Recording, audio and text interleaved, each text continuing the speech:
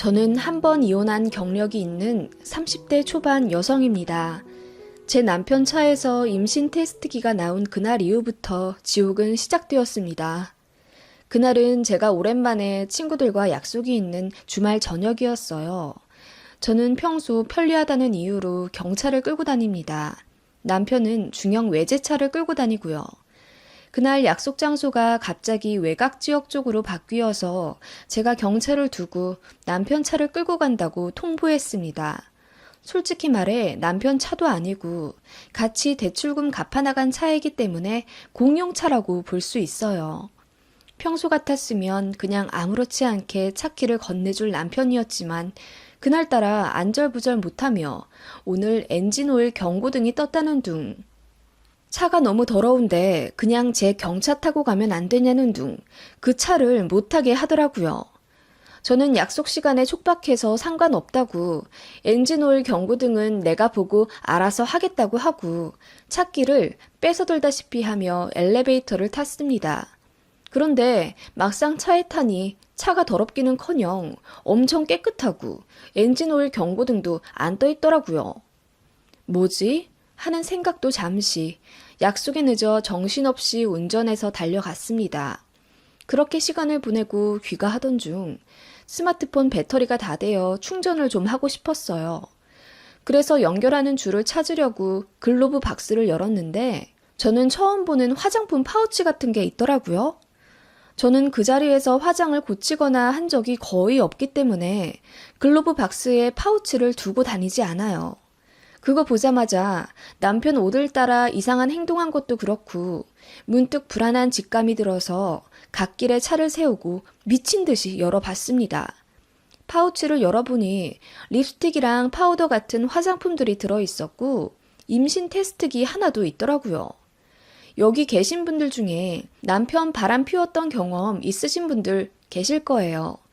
처음 증거 발견했을 때 어떠셨나요? 심장이 미친 듯이 뛰셨겠죠?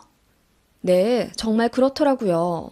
심장이 너무 뛰어서 몸 밖으로 튀어나올 것 같은 느낌이더라고요.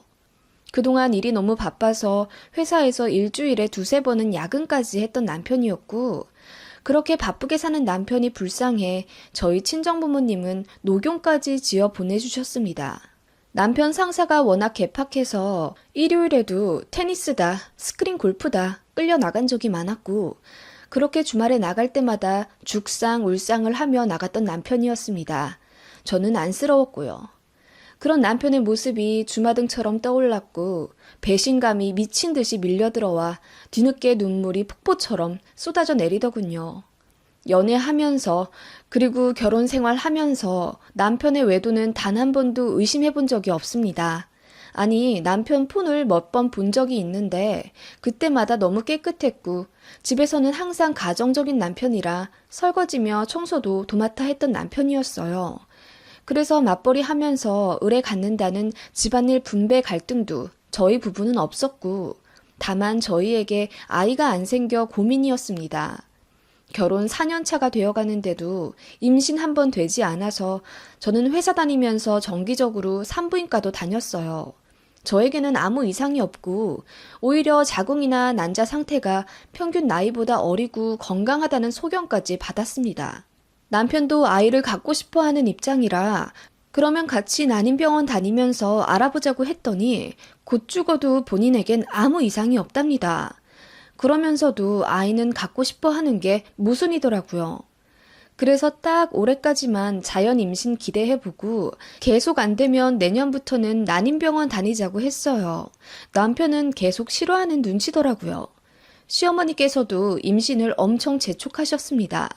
남들은 결혼하고 1년도 안 되어서 임신하고 손주 안겨주는데 저희는 왜 이렇게 늦대냐며 구박 아닌 구박도 많이 하셨죠.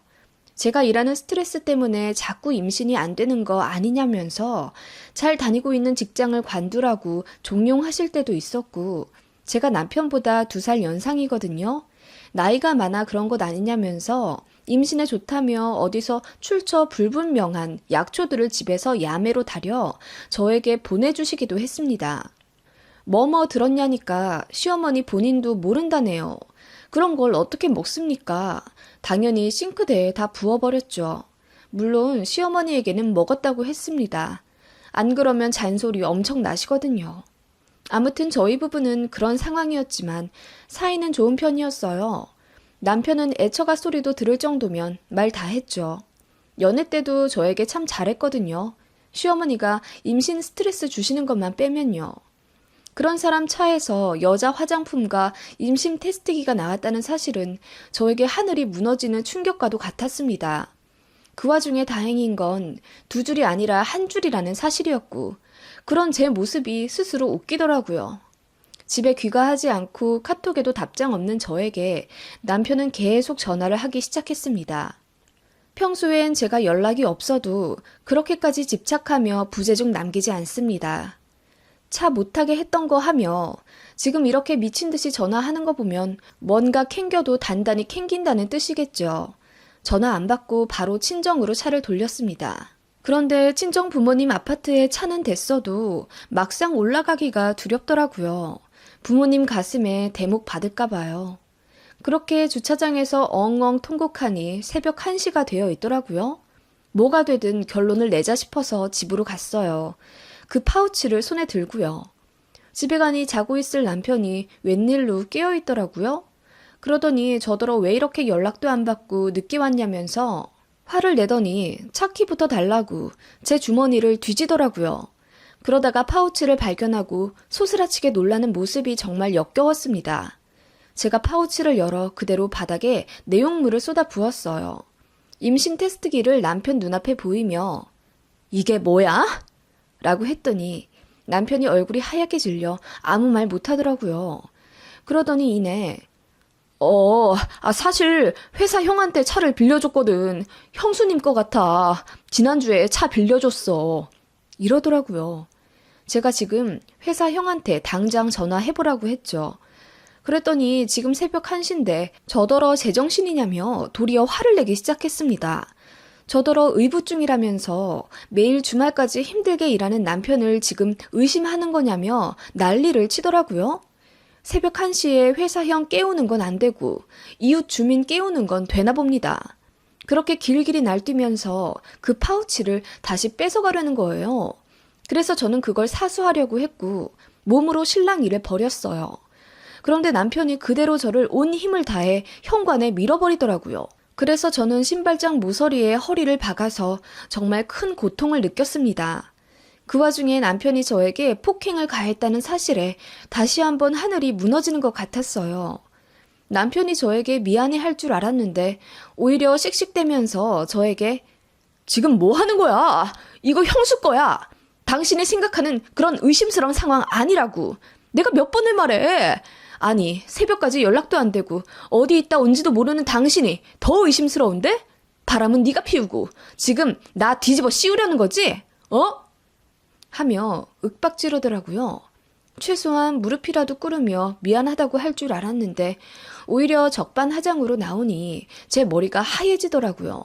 아무튼 그 와중에 파우치는 꼭 사수해야 했습니다. 그런데 남편은 우악스럽게 임태기를 빼앗더니 그대로 부엌에 성큼성큼 가더라고요. 그리고 남편이 찬장을 뒤져 믹서기를 꺼내더니 그 임태기를 그대로 갈아버리더라고요.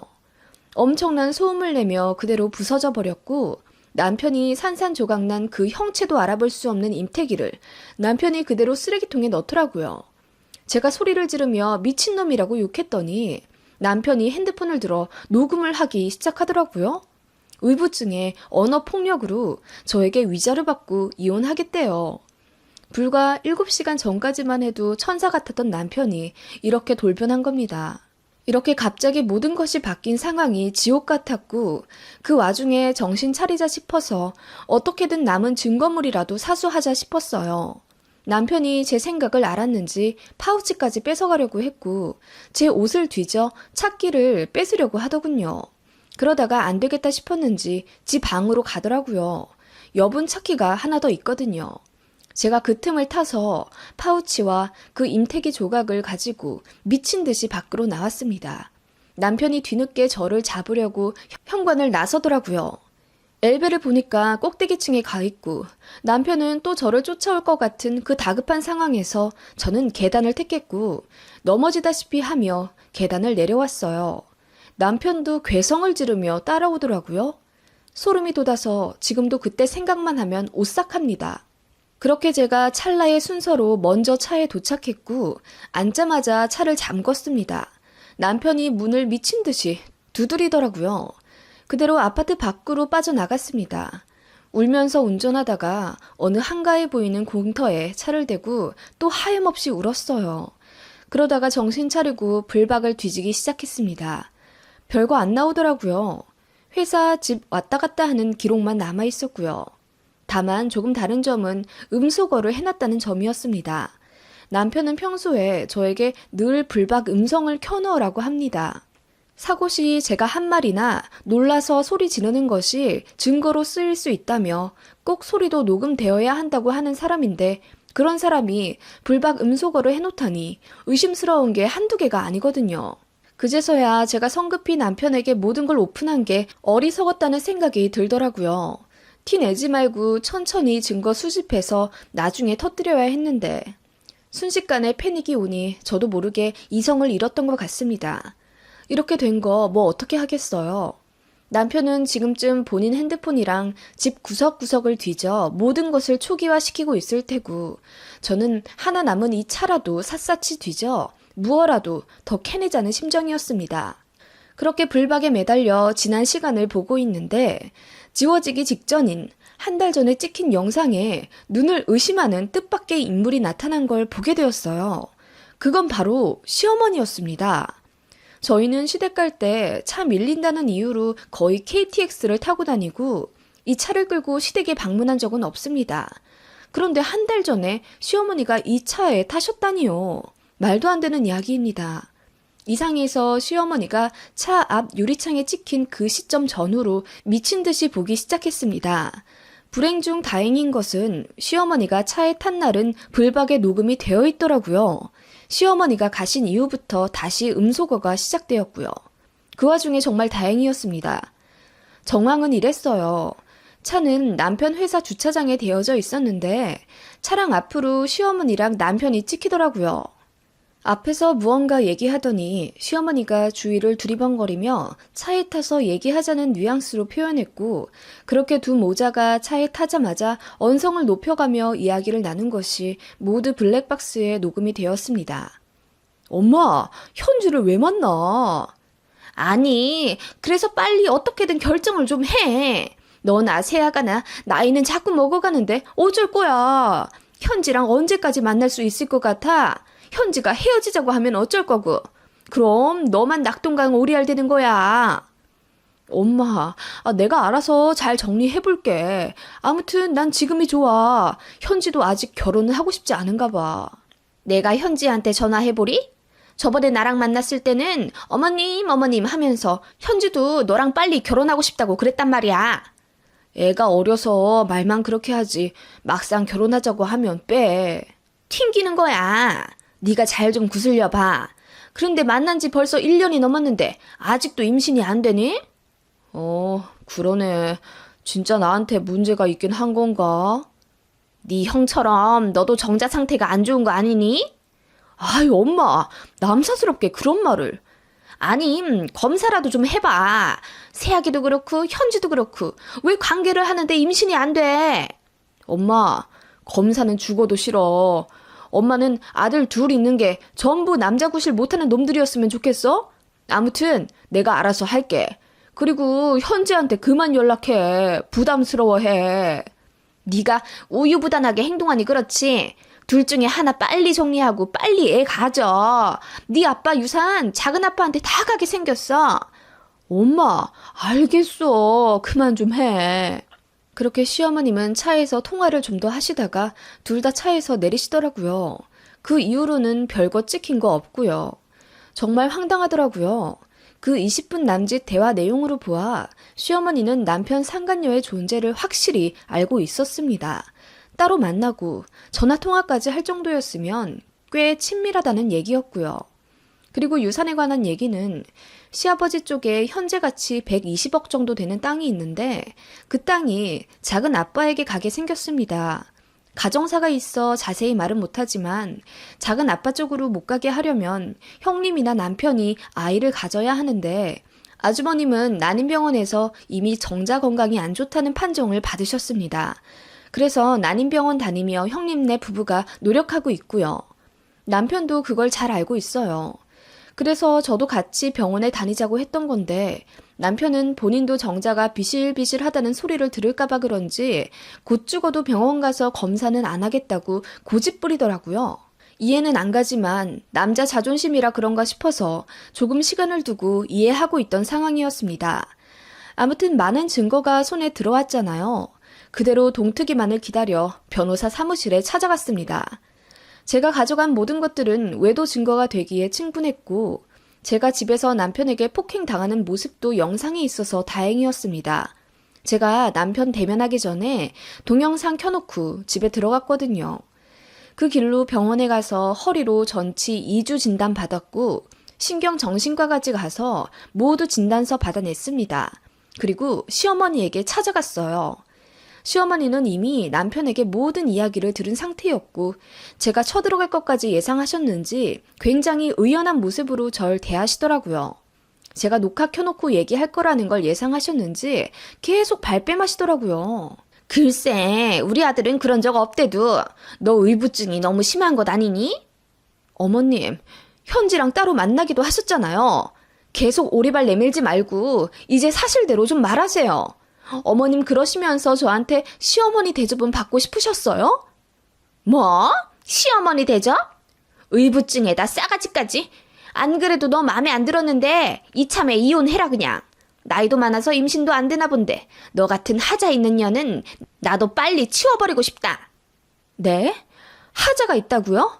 하자는 어머님 아들이 있는 거고요. 아주버님 정자 상태 최악이라면서요. 유전인가 보죠. 저는 멀쩡해요. 뭐? 너 말 다 했냐? 하시며 저에게 손에 쥐고 있던 핸드폰을 홧김에 던지시더라고요. 저 그거 바로 받았습니다. 그리고 있는 힘껏 화장실로 달려가 문을 잠궜어요. 시어머니가 미친 듯이 문을 두드리는 와중 저는 어머님 핸드폰을 샅샅이 뒤졌습니다. 미친, 그 현지라는 상간녀랑 어머님이랑 통화도 참 많이 했더라고요. 남편이랑 상간녀랑 둘이 데이트하는 사진도 어머님한테 보냈더라고요. 어이가 없었습니다. 어머님은 상간녀한테 명품백도 2억에 주신 모양이더라고요. 상간녀는 이제 겨우 25살이었고요. 이미 어머님이랑도 많이 친해진 듯 보였고요. 남편이랑 어머님과의 카톡은 다 지워지고 없더라고요. 전부 신속하게 증거 옮겨놨습니다. 그 와중에 화장실 밖에서 시어머니는 계속 소리 질렀고요. 야! 빨리 나와! 너 내 폰 가지고 뭐 하는 거야? 빨리 나와 이년아! 제가 최대한 많은 것들을 옮기고 문을 벌컥 열었습니다.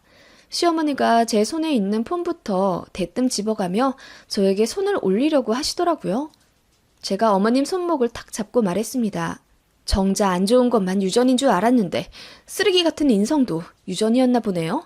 애미나 그 아들이나 이렇게 뒤에서 음침하게 호박씨 까고 있을 줄 누가 알았겠어요. 미친 것, 너 내 폰 가지고 뭐 했어? 어? 이혼은 당연하고 당신네 집안 내가 만천하에 알려서 아주 개망신 시킬 거예요. 기대하세요. 그렇게 저는 집에서 나왔습니다. 그리고 이혼 소송을 시작했어요.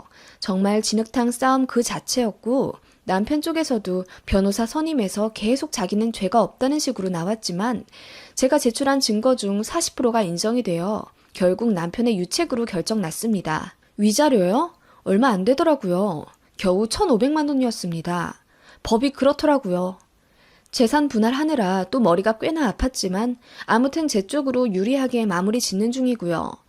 그런데요, 더 놀라운 사실이 드러났어요. 사실 시어머니도 아버님이랑 결혼 생활하면서 8년 동안 아이가 안 생기셨거든요. 그런데 어떻게 갑자기 연년생으로 아들 둘이 떡하니 생겼겠어요. 저도 그걸 좀 의아해하고 있었는데 모든 의문이 풀렸습니다. 이혼 진행하는 과정에서 남편 쪽 친척에게 들은 사실인데 시아버지도 정자 상태가 안 좋은 건지 아님 불구인 건지 계속 임신이 안 되었고 어머님은 그런 시아버지에게 지쳐서 외도를 하셨다네요. 그런데 바로 임신이 된 거죠. 더 충격인 건 시아버지도 그 사실을 알면서 묵인했다는 겁니다. 어머님이 외도하고 나서야 아이가 생긴 게 드러나면 사람들 앞에서 아버님 본인이 남자 구실 못한다는 게 증명이 되니까요. 정말 콩가루 집안이었지 뭐예요. 친정부모님은 제가 아이가 안 생긴 채로 이혼해서 오히려 다행이라고 저를 토닥여 주셨습니다. 제가 그런 막장 집안에 감쪽같이 속아서 결혼했다는 사실에 한동안 자괴감이 들었었는데 솔직히 작정하고 속이는데 당해낼 사람이 어디 있나 싶고요. 시어머니는 그 이후로 저희 친정집에 쳐들어와서 아들 인생 책임지라며 난리쳤고 저희 엄마가 변기에서 물 퍼내서 시어머니에게 부어버리고 쌍욕하며 내쫓으셨습니다. 현지라는 상간녀는 남편 회사 같은 건물에 있는 다른 회사 계약직 사원이었더라고요. 그런데 그냥 전 남편이랑 전시모가 명품도 사주고 그러니까 1년이나 옆에 붙어 있었는데 저희 이혼 소송하는 과정에서 헤어진 것 같더라고요.